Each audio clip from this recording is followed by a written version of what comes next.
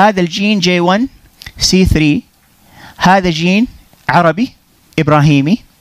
أي أحد ما يطلع على هذا الجين، أي أحد ما يطلع على هذا الجين في الكروموزوم واي معناته أنه ما هو جاي من إبراهيم.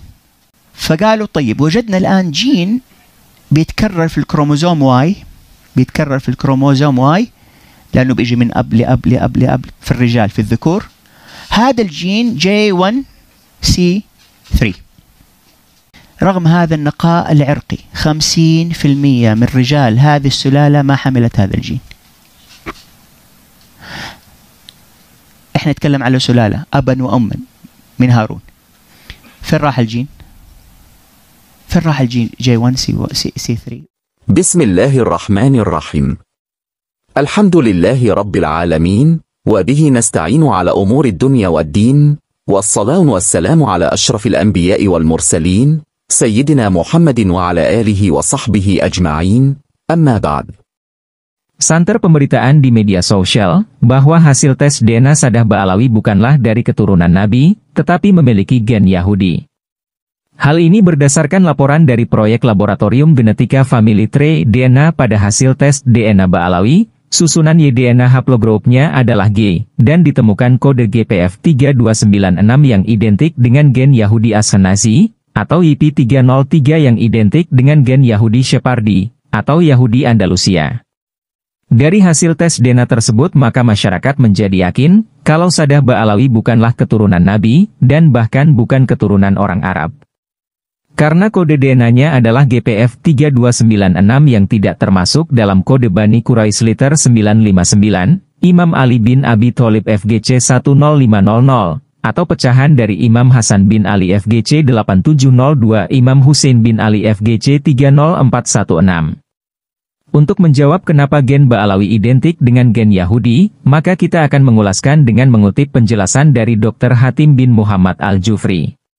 Dalam sebuah kuliah umum yang diselenggarakan di Perpustakaan Ibrahim Al-Hashimi Al-Amir di Makkah Al-Mukarramah, pada hari Jumat tanggal 27 Rajab 1439 Hijriah, bertepatan dengan tanggal 13 April 2018 Masehi. Dr. Hatim bin Muhammad Al-Jufri diantaranya memberikan penjelasan sebagai berikut.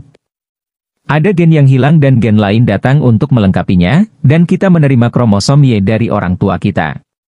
Tetapi itu terjadi ketika mencapai gen pada generasi kedua, dan pada generasi ketiga ada perubahan pada gen.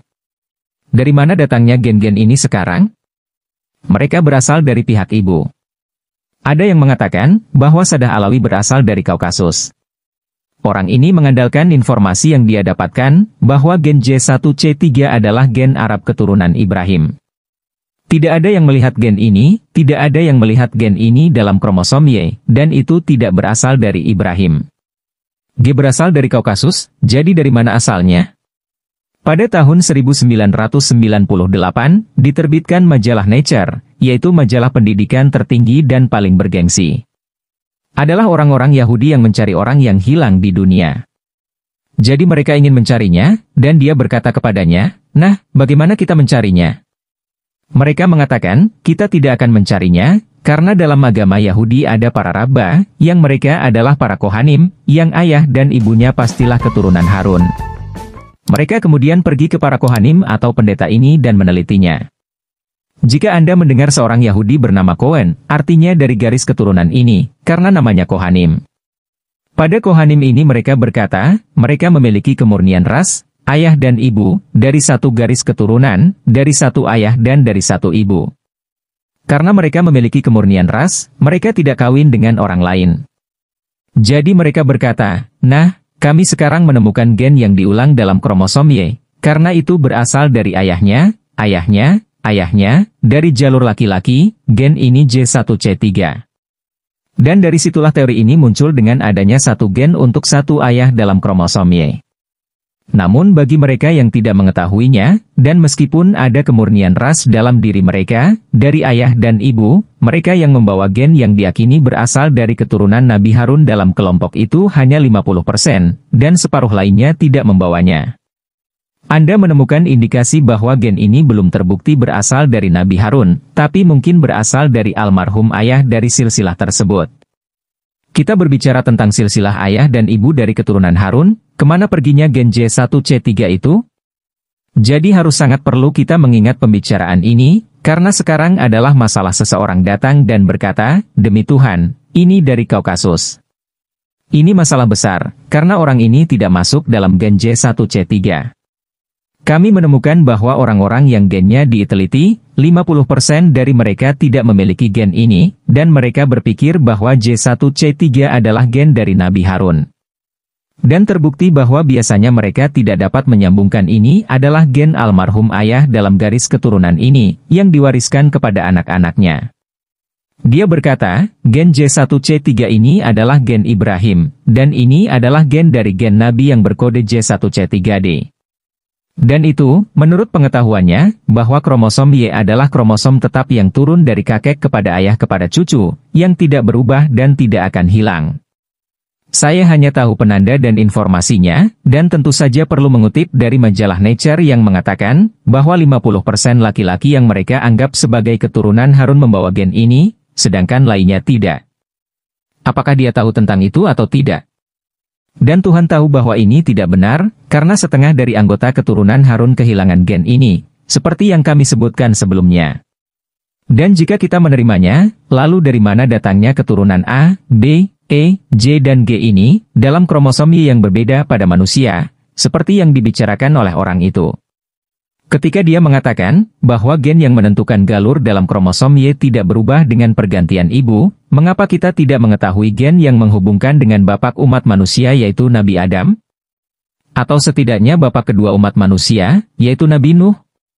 Banyak penelitian masih mencoba melakukan itu, tapi bukan tanpa kromosom sang istri, yaitu Hawa, seperti yang diklaim orang itu, bahwa penelitian yang mencoba mengidentifikasi kromosom, ayah dari manusia pertama, terus mempelajari mitokondria molekul Hawa, meskipun ada lisensi dari non-spesialis. Studi tentang kromosom Y tidak dapat dipisahkan dari kromosom ibu, yaitu X. Hal lain yang tidak diketahui oleh non-spesialis, telah dibuktikan dengan bukti konklusif, bahwa kromosom Y adalah kromosom yang paling banyak dan tercepat dalam sel manusia, yang mengalami perubahan, dan tidak seperti yang dikatakan teman kita tadi. Kromosom Y adalah kromosom manusia yang paling rentan terhadap mutasi genetik, dan terlebih lagi, sebagai akibat dari perubahannya yang cepat dan hebat tadi, kromosom Y akan mengalami kehilangan kromosom, dan selama jutaan tahun, kehilangan sekitar 1393 gen dari 1438 gen aslinya. Dan dalam penelitian yang dipublikasikan pada tahun 2004 Masehi, dipastikan bahwa terdapat gen dari kromosom laki-laki di dalam darah perempuan. Baik setelah hamil dan melahirkan, akibat bocornya gen laki-laki ke dalam darahnya, atau bahkan pada wanita yang tidak pernah mengandung anak laki-laki. Dan terkadang mereka tidak pernah hamil, dan persentase yang tidak pernah hamil adalah 21%. Hal ini disebabkan adanya gen dari kromosom yang ditransmisikan kepada mereka dari orang tua dan kakek nenek mereka, dalam sebuah teori yang sekarang dikenal dan digunakan dalam studi tentang terjadinya penyakit autoimun. Dengan demikian, transmisi gen dari kromosom yang diwariskan kepada anak laki-laki dari ibu yang membawanya dari ayah, adalah hal yang nyata dan mapan. Dan berdasarkan itu, apa yang dikatakan orang itu bahwa kromosom tidak berubah dan tidak dipengaruhi oleh faktor-faktor yang diwariskan dari ibu, adalah murni omong kosong dan penistaan.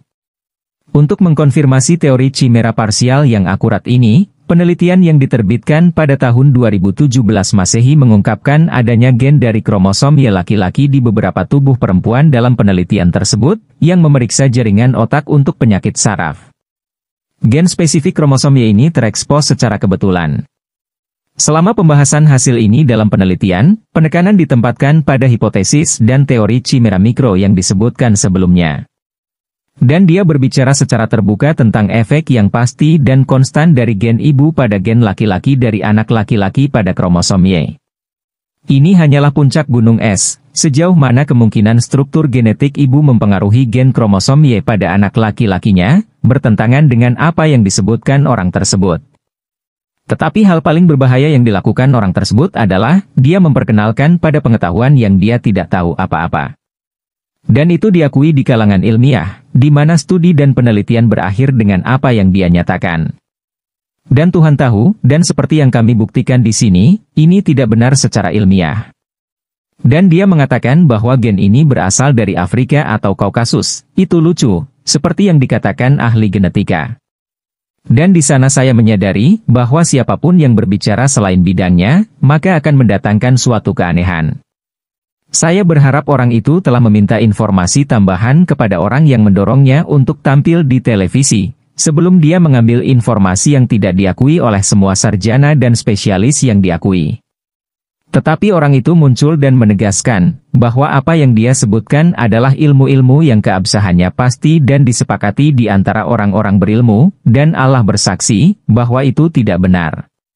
Singkatnya, masalah ini tidak diterima begitu saja dalam sains, seperti yang diklaim orang tadi, dan Anda menemukan konflik di antara para sarjana hebat yang merupakan peneliti sejati dalam masalah ini.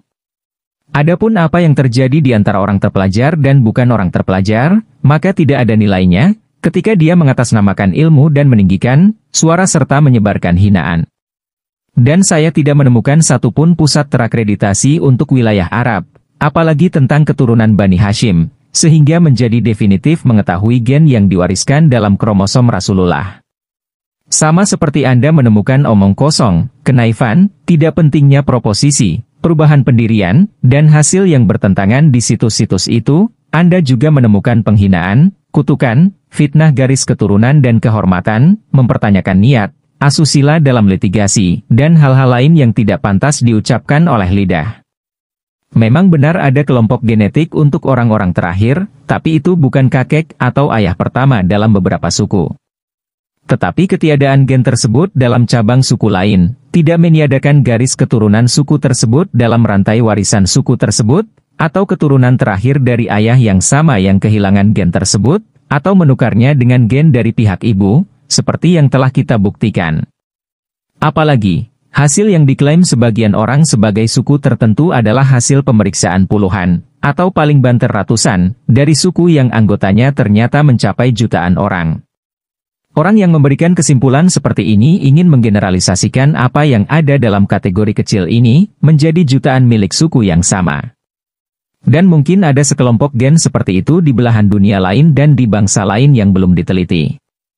Oleh karena itu, Anda akan menemukan penghinaan di situs-situs tersebut, untuk membuktikan kebernasaban terhadap suku tertentu, atau menyangkal kebernasaban orang lain pada suku mereka, tanpa bukti ilmiah yang terdokumentasi dari ayah atau kakek pertama suku ini, yang sidik jari genetiknya tidak diketahui siapapun.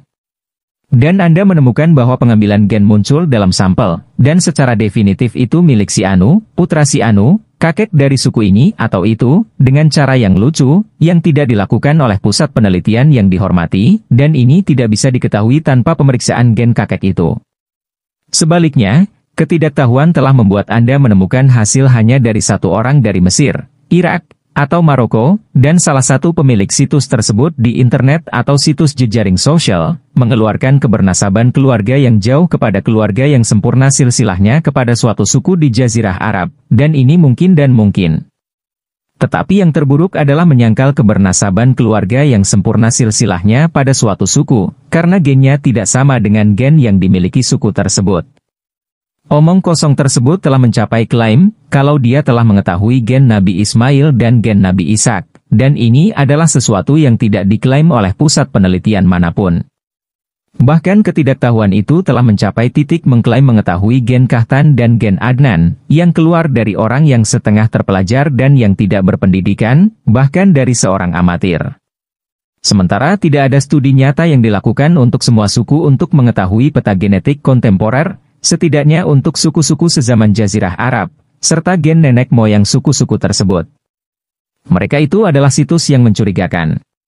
Dan ketika saya mengatakan mencurigakan, maksud saya, apa yang saya katakan seolah-olah situs dan forum itu atau kakek mereka, adalah orang-orang yang ingin memecah belah satu suku, dan memecah belah satu tanah air.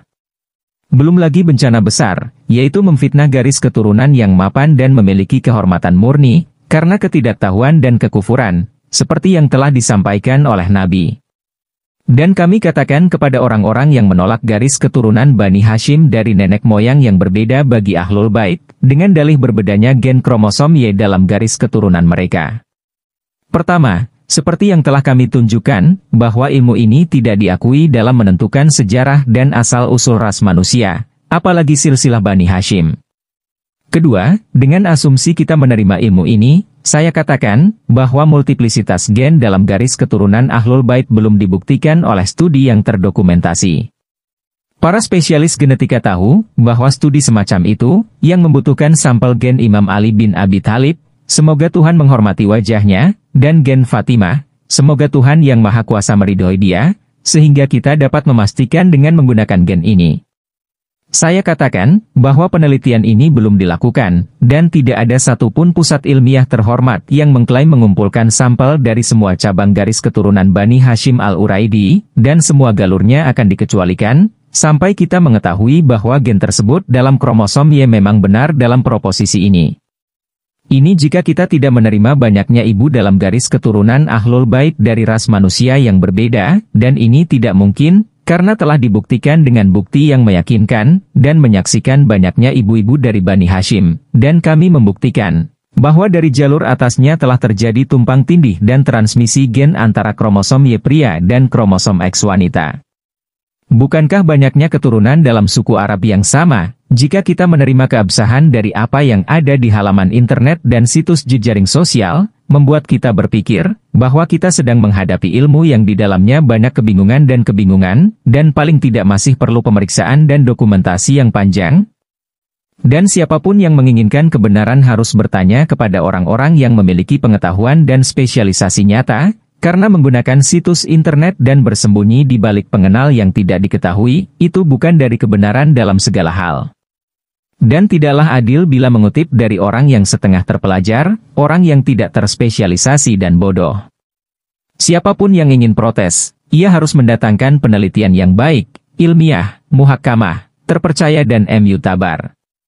Dan di sini saya ingin semua orang berhati-hati dan membaca tentang penelitian ilmiah yang sebenarnya, jika dia ingin memverifikasi, dan tidak jatuh ke dalam ilmu yang dia tahu tentang itu hanyalah dari apa yang dia baca di halaman di internet atau tweet di situs jejaring sosial. Dan berhati-hatilah untuk tidak menjerumuskan dirinya mengikuti orang-orang bodoh dan memfitnah nasab orang. Di mana fatwa yang dikeluarkan oleh Dewan Fiqh Liga Muslim Dunia mengatur kriminalisasi perbuatan itu dalam bab cara pembuktian nasab. Dan akhirnya, Tuhan mengetahui bahwa kedua hal ini tidak akan luput dari perhatian orang yang menggugat silsilah Alawi al-Uraidi al-Husaini dengan klaim palsunya, jika bukan karena fakta bahwa para sada Alawi mencegah putra-putranya dari mengajukan kasus ini ke depan pengadilan umum, untuk orang yang menggugat garis keturunan nasab mereka. Dan orang itu harus mengajukan sesuatu yang menyangkal garis keturunan nasab tersebut secara hukum.